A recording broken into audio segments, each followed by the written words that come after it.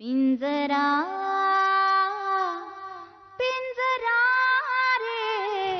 अजून शुद्धीवर आलेलं नाही तेव्हा उगाच आशा बाळगण्यात काय बी अर्थ नाही पडत. दादा मनावरती दगड ठेव. आपल्या आपल्या वीरचा ऍक्सिडेंट झालाय. वीरचा ऍक्सिडेंट कधी? ट्रकने उडवला त्याला काल रात्री.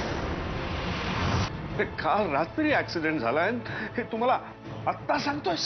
परिस्थिती फारच अवघड आहे रे. पण अजूनही त्याला शुद्ध आली नाही म्हणे. आणि याच्यापेक्षा भयंकर गोष्ट म्हणजे या ऍक्सिडेंटचा आनंदीवर एवढा परिणाम झालाय की तिला आता भास व्हायला लागले. कुणावरही संशय घ्यायला लागली ती. कसला संशय? तिला असं वाटतंय की हा वीरचा ऍक्सिडेंट अक्काने करवलाय. काय? हा. काय बोलतेस तू आनंदे? इर्ज दवाखान्यात हाय तर तुला देवळात कसा भेटल? माझी कोणाबद्दल काही भी तक्रार नाहीये. अगं कसली तक्रार? मी फक्त गोरख काकांशीच बोलणार आहे. तो तेच सोक्षमोक्ष लावतील. हे बघ आता तुझ्या समोर म्या बी आहे.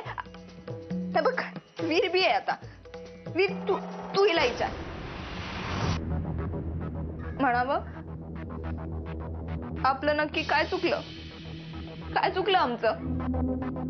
नाही नाही वीर तू एक शब्द बी मध्ये बोलू नकोस. मी काय लहान राहिली आता?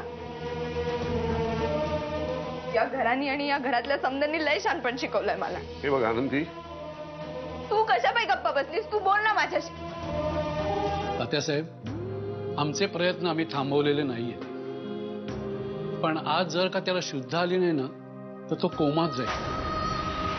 आणि त्यानंतर मात्र आपण कोणीच काही करू शकणार नाही. माझा नवरा तिथे मृत्यूशी झुंजतोय आणि त्या आनंदीला मात्र भास व्हायला लागलेत.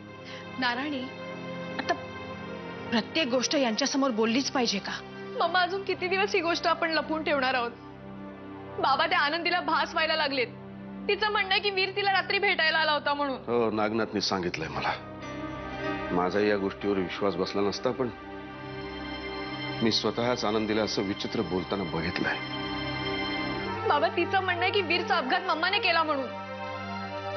ती पोरगी लहान आहे असं समज आणि तिच्या बोलण्याकडे दुर्लक्ष कर. हे बघ नारायणी, या सगळ्या गोष्टी माझ्या कानावर आलेल्या आहेत आणि मीही काही गप्प बसलेलो नाहीये. खरंच त्या पोरीची तब्येत बरी नाहीये. तिच्या याच तंद्रीत तिने विष्णूवर हात उगारला. काय? हो मी त्याला शांत केलं आणि काही दिवसांसाठी इथून दूर पाठवून दिलं. म्हटलं उगाच गडबड नको. नाही, आनंदीच्या बाबतीत काही निर्णय आता मला घेतलेच पाहिजेत. मी तुला कवाच शब्द दिला होता. पुढं मागं जर अशी येळ आली तर म्या पहिली जाणार. म्हणूनच म्हणते ना वीर, तुझ्याकडे येळ कमी आहे. आता पटकन उठला नाहीस आणि मला अडवलं नाहीस ना. बघ तू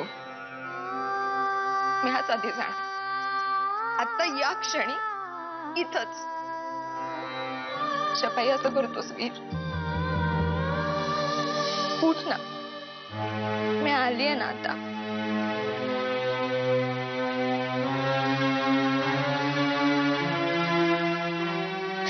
उठ ना वीर.